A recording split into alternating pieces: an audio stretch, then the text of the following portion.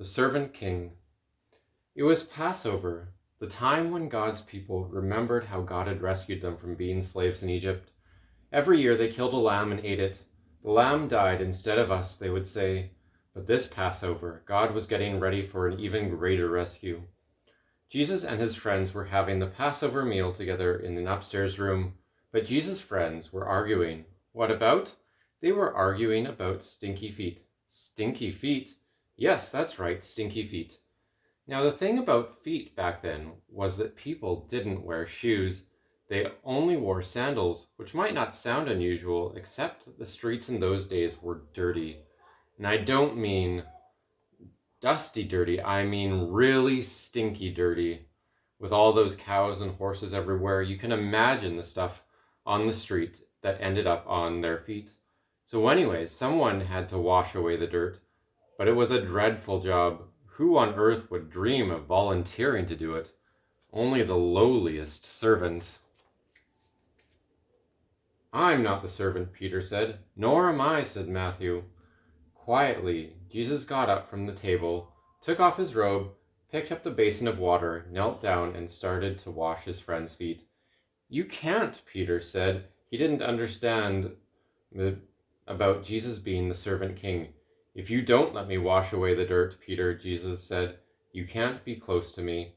Jesus knew that what people needed most was to be cleaned on the inside. All the dirt on their feet was nothing compared to the sin on the inside of their hearts.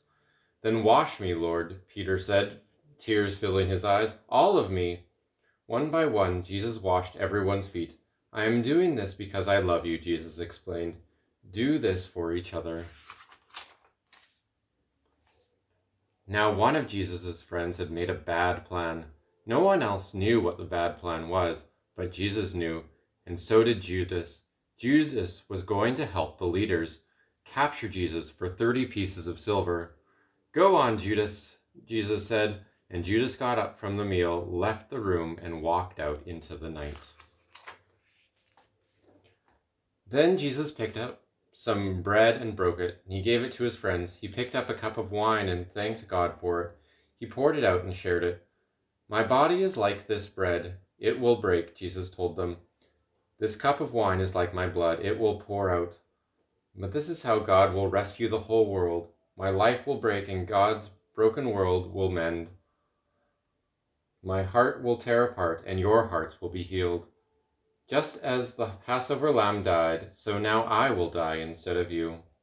My blood will wash away all your sins, and you'll be clean on the inside in your hearts. So whenever you eat and drink, remember, Jesus said, I've rescued you. Jesus knew it was nearly time for him to leave the world and to go back to God. I won't be with you longer, he said. You are going to be very sad, but God's helper will come, and then you will be filled up with a forever happiness that will never ever leave you. So don't be afraid. You are my friends and I love you. Then they sang their favorite song and walked up to their favorite place, an olive garden.